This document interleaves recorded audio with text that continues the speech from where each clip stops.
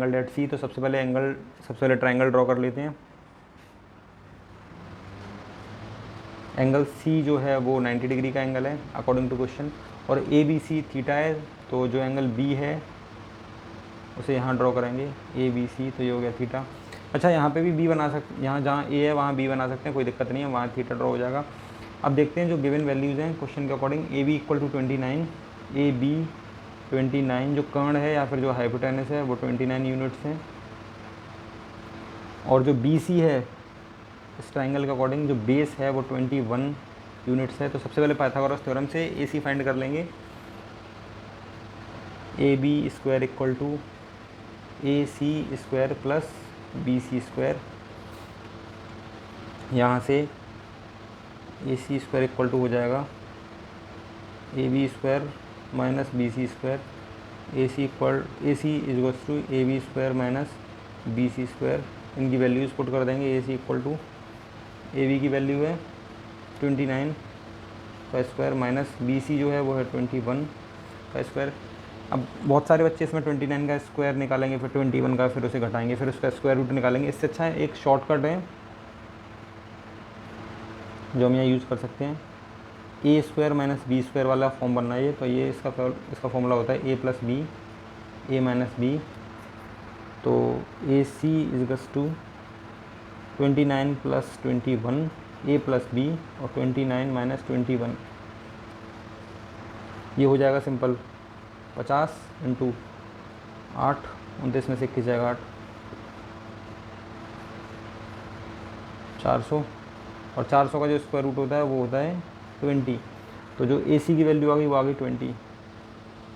इस तरीके के शॉर्टकट्स ध्यान रखना बहुत ज़्यादा बेनिफिशियल होता है, क्योंकि अगर यहाँ पे पूरा करते 29 का स्क्वायर निकालते, 21 का स्क्वायर निकालते, तो वो मल्टीप्लिकेशन थोड़ा बड़ा हो जाता, और फिर उसके बाद जो लेंथ होती क्वेश्चन की वो थोड़ी लंबी हो जाती है। इसलिए इस तरीके का कहीं भी अगर फॉर्मूला अप्लाई होता है तो सिंपल उसे यूज़ कर सकते हैं।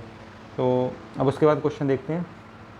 फर्स्ट पार्ट है, फर्स्ट पार्ट में जो हमें रिक्वायरमेंट होगी वो कॉस थीटा और साइन थीटा की होगी। तो सिंपल ट्राइंगल के according sine theta equal to क्या होता है, लंब बटे कर्ण। तो जो लंब होगा वो होगा थीटा के लिए 20/29।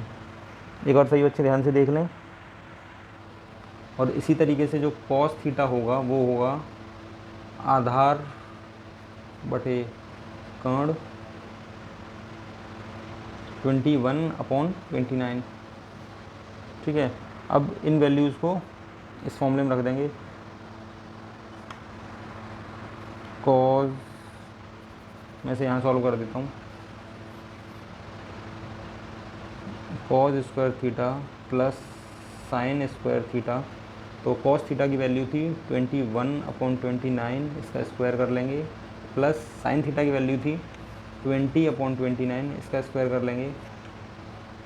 तो जब इसे सॉल्व करेंगे तो बिल्कुल बहुत बेसिक कॉन्सेप्ट है बच्चों, ये चीज़ मत करा करो कि 21 का स्क्वायर करें, 29 का स्क्वायर करें, फिर एलसीएम लें।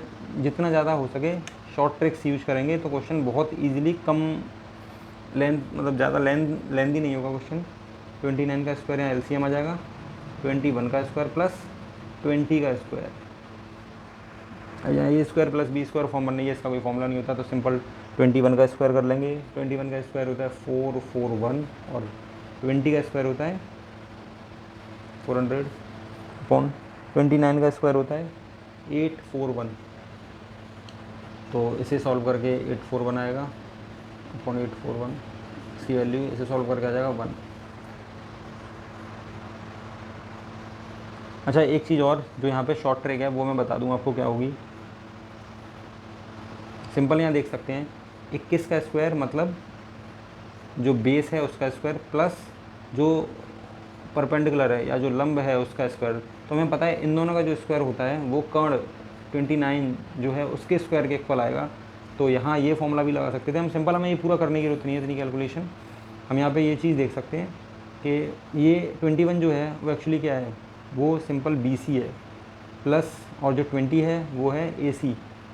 BC का स्क्वायर प्लस AC का स्क्वायर जो होगा AB का स्क्वायर होगा। तो इस पूरे की जगह हम लिख सकते हैं AB स्क्वायर, और AB जो है वो है 29, तो 29 का स्क्वायर डिवाइडेड बाई 1। तो फर्स्ट पार्ट तो ये हो गया। अब मैं सेकंड पार्ट सॉल्व कर लेता हूँ। ये ट्रायंगल ऐसे ही बना रहने देता हूँ।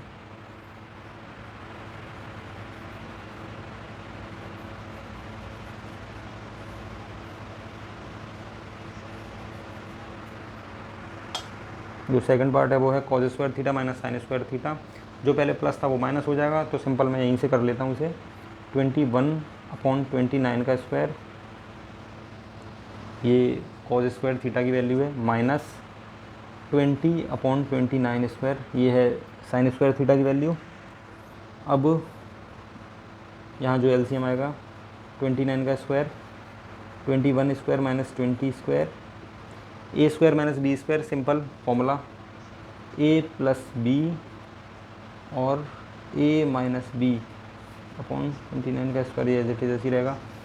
21 + 20 ये हो जाएगा 41 और ये हो जाएगा 21 - 21 अपॉन 29 का स्क्वायर।